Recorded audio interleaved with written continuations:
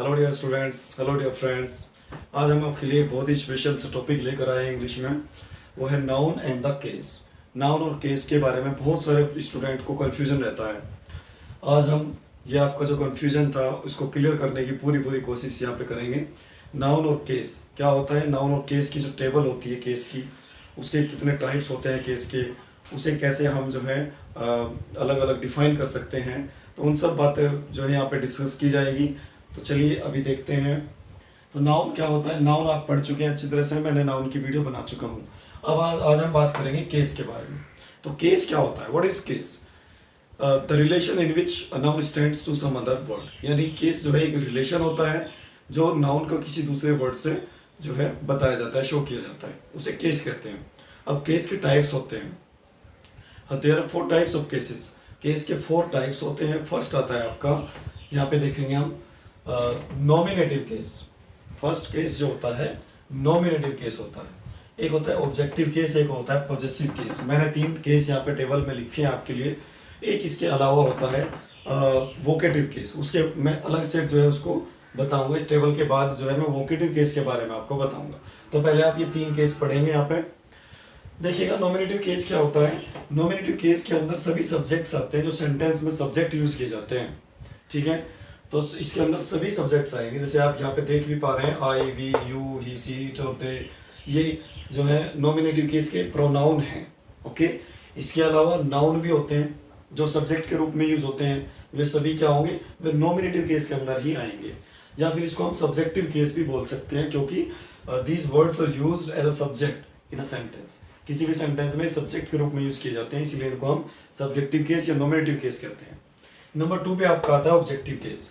Objective case से आप समझ पा रहे होंगे जैसा कि ये सेंटेंस में ऑब्जेक्ट के रूप में ही यूज किए जाते हैं। किसी भी सेंटेंस में जो ऑब्जेक्ट वर्ड्स होते हैं, चाहे वो नाउन हो या प्रोनाउन हो, ऑब्जेक्ट जो है आपका नाउन भी आ सकता है, प्रोनाउन भी आ सकता है, तो वो सभी क्या होंगे, वो ऑब्जेक्टिव केस ही होंगे। क्लियर। उसके बाद आता है पॉजेसिव केस। अब पॉजेसिव केस में हमारे पास 2 चीजें होती है। पॉजेसिव केस में हमारे पास एक तो पॉजेसिव एडजेक्टिव होता है और एक पॉजेसिव प्रोनाउन होता है। अब इन दोनों की आप पहचान कैसे करेंगे कि ये कौन सा जो है पॉजेसिव एडजेक्टिव है, कौन पॉजेसिव प्रोनाउन है। तो डियर स्टूडेंट्स, याद रखना हमेशा, पॉजेसिव एडजेक्टिव जो वर्ड होते हैं, पॉजेसिव एडजेक्टिव के बाद हमेशा नाउन आता है, ओके। हमेशा इनके बाद नाउन आएगा। कभी भी possessive adjective without noun use नहीं किया जा सकता है, हमेशा इनके बाद नाउन आता है। जैसे यहाँ पे माई है, आवर है, योवर है, ठीक है, हिज, हर, ठीक है, इट्स है और देयर है। ये पॉजेसिव एडजेक्टिव हैं। इनके बाद हमेशा नाउन आएगा, जैसे my book, our pen, your sister, his brother, her book, okay. तो इसलिए देयर फादर, हमेशा इनके बाद क्या आएगा, नाउन आएगा। तो जिसके बाद नाउन आता है, ठीक है, माई के बाद जब नाउन आता है तो माई क्या है, पॉजेसिव एडजेक्टिव है। उसके बाद जैसे माइन है, अब माइन होता है पॉजेसिव प्रोनाउन। तो प्रोनाउन क्यों है, क्योंकि इसके बाद कभी भी नाउन नहीं आ सकता है। जैसे इट्स माइन, ये मेरा है। कोई भी चीज़ हम अगर कह रहे हैं, ठीक है, तो हम क्या कहेंगे, इट्स माइन, ये मेरा है। जैसे मैं दोनों का ही वर्ड का यहाँ पे यूज करके आपको बता रहा हूँ। जैसे माई है तो दिस इज माई मार्कर, ये मेरा मार्कर है, ठीक है। लेकिन अगर हम यहाँ पे माई की जगह माइन का यूज करें, ठीक है, सेंटेंस का मीनिंग वो चेंज नहीं होना चाहिए। दोनों के यूज से जो है सेंटेंस का मीनिंग चेंज नहीं होगा। एक एडजेक्टिव की तरह यूज होता है और एक प्रोनाउन की तरह। इसी बात को हम ऐसे कैसे कह सकते हैं, दिस मार्कर इज माइन, यानी कि ये मेरा मार्कर है। दोनों तरह से सेंटेंस का मीनिंग सेम है, दिस इज माई मार्कर या this marker is mine, okay. Means both the sentence is same meaning, दोनों सेंटेंस का सेम मीनिंग है। अब देखिएगा इसमें इसी तरह आवर है आपका, तो दीज बुक्स या this is our pen, this is our pen कह लीजिए आप, और दिस पेन इज आवर्स। तो दोनों के यूज में ये डिफरेंस होता है। दिस इज आवर पेन, यानी आवर के बाद नाउन आएगा, आवर्स के बाद नाउन नहीं आएगा। बस आपको यही बात क्लियर रखनी है। इन दोनों में आप कभी भी कंफ्यूज नहीं होंगे, या अगर ये बात आप याद रखेंगे तो क्लियर। अब उसके बाद जो है एक चीज और इसमें बहुत इंपॉर्टेंट है, जो आपको, अब ये बहुत से स्टूडेंट को ये नहीं पता होता है कि इसमें पर्सन होते हैं, कुछ केस के कुछ पर्सन्स होते हैं प्रोनाउन में। जैसे पर्सनल प्रोनाउन जो होते हैं ना, उनके कुछ पर्सन्स में उन्हें कैटेगराइज किया जाता है। कुछ नाउन को भी जो है उसमें किया जाता है कैटेगराइज। तो जैसे फर्स्ट आता है first person, second person, third person, 3 ही पर्सन होते हैं केवल, ठीक है। अब फर्स्ट पर्सन यानी कि जो बात कर रहे होते हैं, the person who is speaking, उसे हम कहते हैं फर्स्ट पर्सन। तो the person who is speaking में कौन कौन हो सकते हैं, या तो मैं हो सकता हूँ या हम हो सकते हैं, यानी आई और वी होता है फर्स्ट पर्सन, ठीक है। फर्स्ट पर्सन के सब्जेक्ट होते हैं, यानी नॉमिनेटिव केस होते हैं फर्स्ट पर्सन के, आई और वी। और फर्स्ट पर्सन का ऑब्जेक्ट कौन हो जाएगा, मी, अस। और फर्स्ट पर्सन का पॉजेसिव केस माई, माइन और आवर, आवर्स, ये होता है। इसी तरह फिर सेकंड पर्सन में आते हैं, तो सेकंड पर्सन का अगर कोई पूछ लेता है कि सेकंड पर्सन में सब्जेक्ट कौन होता है, तो यू होता है, केवल यू। सेकंड पर्सन का ऑब्जेक्ट कौन होता है, वो भी यू ही होता है, ओके। यू का ऑब्जेक्ट भी यू होता है। और सेकंड पर्सन का पॉजेसिव केस योर, योवर्स होता है, क्लियर। उसके बाद थर्ड पर्सन आता है, देखिएगा थर्ड पर्सन में प्रोनाउन तो है हमारे पास ही, शी, इट। आप सभी जानते हैं ही सिंगुलर मेल पर्सन के लिए होता है, शी सिंगुलर फीमेल के लिए होता है, और it for non living things, ठीक है, नॉन लिविंग थिंग्स के लिए होता है इट। ये तीनों ही सिंगुलर होते हैं हमारे पास। और दे होता है प्लूरल, ठीक है ना, दे क्या होता है, प्लूरल सब्जेक्ट होता है थर्ड पर्सन का। इसके अलावा आप देख लीजिए इनका ऑब्जेक्ट, ही का ऑब्जेक्ट हिम हो जाता है, शी का हर, इट का इट, ठीक है। ही का पॉजेसिव केस हिज, और शी का पॉजेसिव केस हर और हर्स। अब देखिए यहाँ पे हर और हर्स लिखा हुआ है, क्योंकि हिज का जो है पॉजेसिव एडजेक्टिव और पॉजेसिव प्रोनाउन दोनों हिज ही होता है, ठीक है ना। लेकिन हर का यानी कि शी का पॉजेसिव एडजेक्टिव हर होता है, और शी का पॉजेसिव प्रोनाउन होता है हर्स, तो इसलिए मैंने दोनों अलग अलग लिखे हैं। इट्स का देख लीजिए आप, अब इट्स का केवल पॉजेसिव एडजेक्टिव ही होता है, पॉजेसिव प्रोनाउन नहीं होता है इसका। इसके बाद दे का ऑब्जेक्ट देम होता है, और दे का पॉजेसिव देयर और देयर्स होता है, यानी कि देयर इसका पॉजेसिव एडजेक्टिव है और देयर्स पॉजेसिव प्रोनाउन है। क्लियर हो गया। ये टेबल आप सभी का बिल्कुल क्लियर हो जाना चाहिए। आप ध्यान से इस वीडियो को देखेंगे तो अब मैं उम्मीद करता हूँ कि आप सभी का ये कन्फ्यूजन हमेशा के लिए क्लियर हो जाएगा। सो डियर फ्रेंड्स, अभी हमने प्रोनाउन के पॉजेसिव केस के बारे में सीखा है, ठीक है ना, कि प्रोनाउन के पॉजेसिव कौन कौन से होते हैं, वो सब आपको मैंने टेबल में बता दिया। लेकिन अभी नाउन का पॉजेसिव हम कैसे बनाते हैं, अभी इस बारे में बात करना है हमें, ठीक है। क्योंकि हमने प्रोनाउन का देख लिया है पॉजेसिव केस क्या होता है, जैसे ही का हिज हो जाता है, शी का हर्स या हर दोनों होते हैं, आई का माई और माइन हो जाता है।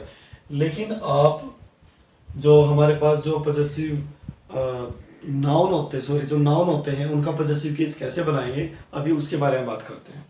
वो बहुत ही इंपॉर्टेंट रूल होते हैं नाउन के पॉजेसिव केस बनाने के। तो देखिए इसमें फर्स्ट रूल आता है आपका कि जब नॉन लिविंग थिंग्स होती है, नॉन लिविंग थिंग्स के साथ पॉजेसिव केस हमें यूज करना है, तो हम नॉन लिविंग थिंग्स को अपोस्ट्रोफी एस से नहीं बनाते, उसके साथ हमें ऑफ यूज करना होता है। तो आपका फर्स्ट रूल यही है नॉन लिविंग थिंग्स का। जैसे मैं आपको एग्जांपल बोल रहा हूं, जैसे ये है the springs flower, the springs flower, ठीक है, फ्लावर्स। तो यानी कि स्प्रिंग जो है एक नॉन लिविंग थिंग है। अब इसके साथ हम अपोस्ट्रोफी एस से नहीं बना सकते, ये गलत है। इसका हमें करेक्ट क्या होगा, the flowers of spring, the flowers of spring, ये इसका राइट होगा। यानी कि ये नॉन लिविंग थिंग्स है तो इसको हम ऑफ से ही बनाएंगे, ठीक है ना, द फ्लावर्स ऑफ स्प्रिंग, इससे बनेगा। सेकेंड रूल आपका आता है लिविंग बीइंग के लिए। सेकेंड रूल है आपका लिविंग बीइंग के लिए, जब सिंगुलर लिविंग बीइंग के केस में जब सिंगुलर नाउन दे रखा हो तो अपोस्ट्रोफी एस लगाकर उसका जो है हम पॉजेसिव केस बनाएंगे, ठीक है। जैसे एग्जांपल है आपका मोहन्स बुक, मोहन्स बुक। अब आप सभी जानते हैं मोहन जो है ह्यूमन बीइंग होता है, तो ह्यूमन बीइंग के केस में जब पॉजेसिव बनाते हैं, जो सिंगुलर हो, हम सिंगुलर की बात कर रहे हैं अभी, तो ह्यूमन बीइंग के केस में जब सिंगुलर नाउन होता है तो अपोस्ट्रोफी और एस से ही उसका पॉजेसिव बनता है। तो मोहन्स बुक का क्या मतलब है, मोहन की बुक, ठीक है। यानी कि यहाँ पे नाउन का हमने पॉजेसिव केस बना दिया। तो इस तरह से इसके रूल्स आपको याद रखने हैं। उसके बाद फिर नेक्स्ट रूल आता है जब प्लूरल नाउन हो, ठीक है, जब ह्यूमन बीइंग के केस में ही जब प्लूरल नाउन हो, और प्लूरल नाउन भी दो तरह के होते हैं आपके। एक तो होता है एस एंडिंग प्लूरल नाउन, यानी कि जिसके लास्ट में, जिस प्लूरल नाउन के लास्ट में एस होता है उनका पॉजेसिव केस हम कैसे बनाएंगे। उनके पॉजेसिव केस में आप एस नहीं लगाएंगे, केवल अपोस्ट्रोफी लगाएंगे लास्ट में, क्योंकि वहां पे एस पहले से ही होता है, तो इसलिए आप एस एंडिंग जो प्लूरल नाउन होता है उसके लास्ट में आप एस नहीं लगाएंगे, केवल अपोस्ट्रोफी लगाएंगे। क्लियर। जैसे गर्ल्स हॉस्टल, अब ये गर्ल्स होते हैं, पहले से ही गर्ल्स है, ही प्लूरल नाउन है, तो इसके लास्ट में जब एस है तो आप केवल अपोस्ट्रोफी लगाकर इसका पॉजेसिव बना देंगे। गर्ल्स हॉस्टल होता है, बॉयज हॉस्टल होता है। क्लियर। ये ध्यान रखना है आपको कि प्लूरल नाउन दे रखा है, लास्ट में एस है अगर उसके, तो आपको अपोस्ट्रोफी बनानी है तो केवल अपोस्ट्रोफी लगाएंगे इसका पॉजेसिव बनाने के लिए। ठीक है, यहाँ पे अलग से एस नहीं लगाएंगे। क्लियर हो गया। उसके बाद आता है आपका नेक्स्ट रूल है कि जब एस एंडिंग नहीं है, without S ending plural noun है, without S ending plural noun है। यस, तो अगर without S ending plural noun है तो उसके साथ हम अपोस्ट्रोफी एस ही यूज करेंगे। जैसे वुमेन हॉस्टल है, चलो आपका, ठीक है। अब वुमेन हमें पता है वुमेन प्लूरल है, लेकिन लास्ट में एस नहीं है, तो इसलिए क्या करेंगे हम अपोस्ट्रोफी एस लगाएंगे। अब गर्ल्स के लास्ट में एस है, गर्ल्स भी प्लूरल है, वुमेन भी प्लूरल है, लेकिन इसके लास्ट में एस है तो केवल अपोस्ट्रोफी लगाई आपने, और यहाँ पे एस नहीं है तो अपोस्ट्रोफी एस लगाया। तो आपको ये चीजें एकदम क्लियर हो जानी चाहिए। ठीक है, कहाँ हम अपोस्ट्रोफी एस का यूज करते हैं पॉजेसिव बनाने के लिए, कहाँ पे अपोस्ट्रोफी एस नहीं लगाया जाता, केवल अपोस्ट्रोफी लगाई जाती है। क्लियर। नेक्स्ट रूल आता है आपका हिसिंग साउंड वाले जो नाउन होते हैं, हिसिंग साउंड, जैसे इस तरह से लास्ट में यानी साउंड उनकी इस तरह की होती है, तो जो हिसिंग साउंड वाले वर्ड होते हैं उनका जब हम पॉजेसिव केस बनाते हैं तो उसमें आप केवल अपोस्ट्रोफी लगाएंगे। ओके, जैसे जीसस, जीसस लाइफ, तो जीसस हिसिंग साउंड आ रही है, तो हिसिंग साउंड आ रही है तो केवल आप अपोस्ट्रोफी यूज करेंगे यहाँ पे। क्लियर। तो जीसस साउंड यानी जितने भी हिसिंग साउंड वाले वर्ड्स हैं, नाउन है, उनको जब भी आपको अपोस्ट्रोफी बनाना होगा तो आप क्या करेंगे, उसमें केवल अपोस्ट्रोफी ऐड कर देंगे, तो उसका क्या बन जाएगा। So dear friends, next rule आपका आता है, बहुत ही इंपॉर्टेंट रूल है। किसी भी कंट्री का नेम दे रखा हो या किसी भी प्लेस का नेम जब होता है तो उसका जब आपको पॉजेसिव केस बनाना होता है तो उसके लिए आप दोनों ही जो पैटर्न होते हैं हमारे वो फॉलो कर सकते हैं, यानी अपोस्ट्रोफी एस से भी बना सकते हैं उसका पॉजेसिव, और उसके साथ ऑफ का यूज भी कर सकते हैं आप। किसी भी कंट्री का नेम अगर जैसे दे रखा है उसके बारे में कोई भी क्वेश्चन है, जैसे इंग्लैंड्स हिस्ट्री, जैसे आपका है इंग्लैंड्स हिस्ट्री,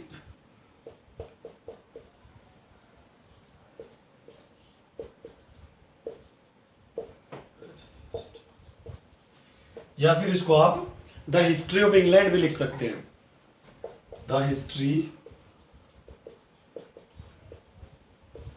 ऑफ इंग्लैंड। अब दोनों ही तरह से जो है ये ठीक होता है।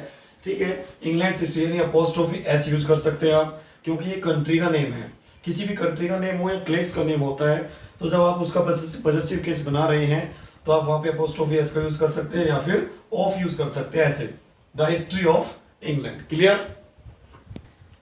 यस, तो नेक्स्ट आपका आता है कंपाउंड नाउन। जब दे रखा हो, जब कंपाउंड नाउन दे रखा हो यहाँ पे, तो कंपाउंड नाउन यानी कि जिसमें एक से ज्यादा वर्ड्स होते हैं, जो नाउन एक से ज्यादा वर्ड से मिलकर बना होता है उसे कहते हैं कंपाउंड नाउन्स। तो डियर फ्रेंड्स, कंपाउंड नाउन के केस में जो लास्ट टर्म होती है, लास्ट टर्म में अपोस्ट्रोफी एस लगाकर जो है हम पॉजेसिव केस बनाते हैं। जैसे फादर इन लॉज हेल्थ, इसका एग्जांपल ले लेते हैं आप, father in law's health. Clear. Father in law's health, ठीक है, यानी कि फादर इन लॉ, तीन वर्ड है, कंपाउंड वर्ड है, तो लास्ट टर्म कौन सी है, लॉ, तो लॉ में अपोस्ट्रोफी एस लगा के आपने पॉजेसिव बना दिया। इट मींस कि फादर इन लॉ का हेल्थ। क्लियर। अब उसके बाद आता है नाउन इन अपोजिशन, यानी कि जब नाउन इन अपोजिशन दे रखा हो, अब बहुत से स्टूडेंट ये नहीं जानते हो कि नाउन इन अपोजिशन क्या होता है। पहले मैं इसका एग्जांपल लिख रहा हूं, देखेंगे आप सभी। Tagore comma the poet. देखिए, यानी कि जब भी कोई नेम दे रखा है, ठीक है, उसके बाद फिर कोमा लगाया जाता है, फिर उसके बारे में ये दिया जाएगा कि वो क्या है। ठीक है, टैगोर कोमा यानी कि हु, कौन टैगोर, उसके बारे में बताया जाता है वो। तो इसे कहते हैं हम नाउन इन अपोजिशन, इसे कहा जाता है नाउन इन अपोजिशन। किसी भी नाम दे देंगे, कोई भी नाम दे देंगे, जैसे राम, फिर कोमा, उसके बारे में बताएंगे राम कौन, पोइट है, टीचर है, जो भी है। ठीक है, तो ये होता है केस इन अपोजिशन। ये क्लियर हो गई। अब इसके पजेसिव की बात करते हैं। अभी तो मैंने बताया नाउन इन अपोजिशन क्या होता है, तो इसका पजेसिव कैसे बनाएंगे आप। अब हमारे पास टैगोर भी है और द पोइट भी है, दो वर्ड है, दो नाउन है हमारे पास, तो पजेसिव केस किसका बनाया जाएगा। दोनों एक ही बातें, एक ही आदमी के बारे में बता रहे हैं दोनों। टैगोर एक नाम है और उस टैगोर के बारे में बताया कि वो टैगोर क्या है, एक पोइट है। तो इसका पजेसिव कैसे बनाएंगे आप, जो इस टैगोर द पोइट्स, यानी कि इसका जो नाउन है, जो लास्ट में जो नाउन दिया होता है उसमें अपोस्ट्रोफी एस लगाकर इसका पजेसिव केस बनाया जाता है हमेशा। ये एग्जाम में बहुत बार पूछा जाता है, किसी भी कॉम्पिटिटिव एग्जाम्स में जो है बहुत बार आता है टैगोर कोमा द पोइट्स। ठीक है, अब उसके आगे जो है सेंटेंस पूरा कर देता हूं मैं। Poets house HOUSE was decorated, एक बार फिर देखिए ध्यान से यहाँ पे डेकोरेटेड टैगोर। ठीक है, इसको अच्छे से समझ लीजिए। एक टैगोर दिया है नाम, ये नाम है, उसके बारे में दिया है क्या है, तो जो उसके बारे में दिया जाता है उसमें अपोस्ट्रोफी एस लगाते हैं। बस ये आपको ये क्लियर रखना है। Tagore the poets house was decorated, यानी टैगोर यानी पोइट का घर जो है डेकोरेट किया गया।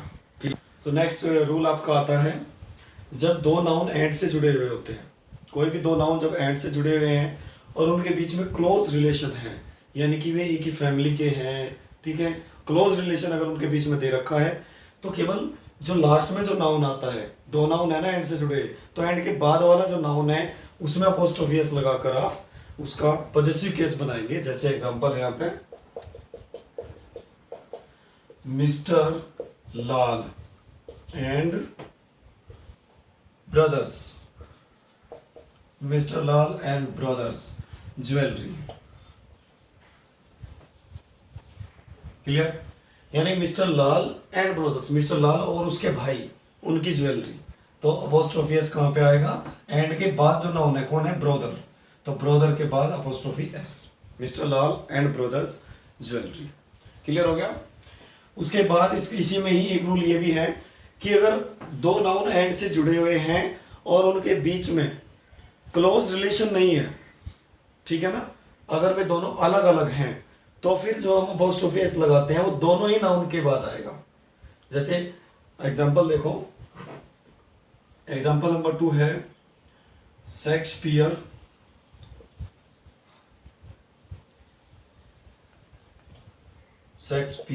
And Wordsworth.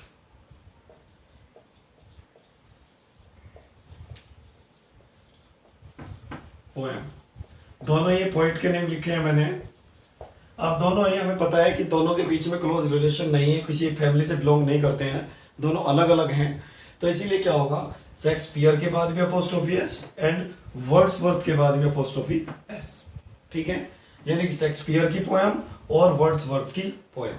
तो ये रिलेशन हो गया आपका, बहुत ही इंपॉर्टेंट। आपका आता है इंडेफिनिट प्रोनाउंस होते हैं जो हमारे, जैसे somebody, someone, anyone, anything, anybody. Okay, तो इसमें भी हम दो कैटेगरी के इंडेफिनिट प्रोनाउन होते हैं हमारे पास। एक होता है जो ह्यूमन बीइंग के केस में यूज किए जाते हैं, जैसे someone, anyone, anybody, somebody, nobody, ये तो ह्यूमन बीइंग के लिए यूज किए जाते हैं। ठीक है, तो जो ह्यूमन बीइंग के लिए यूज किए जाते हैं उनके साथ हम अपोस्ट्रोफी एस लगाते हैं। और जो हमारे पास नॉन लिविंग थिंग्स के लिए यूज किए जाते हैं इंडेफिनिट प्रोनाउन, जैसे एनीथिंग, एवरीथिंग, समथिंग, ओके, तो उनके साथ हम ऑफ का यूज करते हैं। जैसे एग्जांपल है आपका somebody's problem, somebody's problem, somebody's problem हो गया। लेकिन अगर हो समथिंग या एवरीथिंग, नॉन लिविंग थिंग्स वाले होते हैं, तो उसके लिए हम क्या करेंगे, ऑफ का यूज करेंगे। जैसे द ब्यूटी ऑफ एवरीथिंग। अब एवरीथिंग जो इंडेफिनिट प्रोनाउन होता है हमारे पास, वो नॉन लिविंग थिंग्स के लिए यूज होता है, तो इसलिए क्या करेंगे, the beauty of everything, everything's beauty नहीं होगा, वो गलत हो जाएगा। इसके बाद एक चीज इसमें और होती है, अगर जो हमारे पास जो ह्यूमन बीइंग के लिए जो यूज किए जाते हैं इंडेफिनिट प्रोनाउन, अगर उनके बाद एल्स भी आया हुआ है, जैसे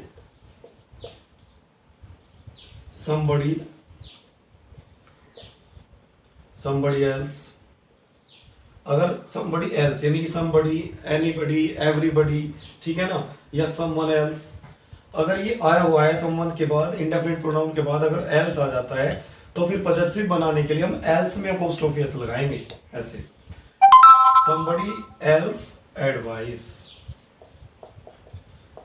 ये आपका क्लियर हो जाना चाहिए। तो डियर स्टूडेंट्स, इसमें मैंने जितने भी पॉजेसिव केस के जो नाउन होते हैं उनके कैसे हम पॉजेसिव केस बनाते हैं नाउन के, वो सभी चीज़ें मैंने इसमें कवर की है। इसमें आपका कोई भी रूल मिस नहीं होगा, और मैं आशा करता हूँ कि आपको ये बहुत ही ज़्यादा इंफॉर्मेटिव रहेगा आपके लिए ये आज की वीडियो। और डियर फ्रेंड्स, सो प्लीज़ आप जो है मेरे चैनल को सब्सक्राइब करिएगा। अगर आपको वीडियो अच्छी लगी तो इसको शेयर और कमेंट भी करिएगा, इस पर लाइक कर सकते हैं। Thank you very much.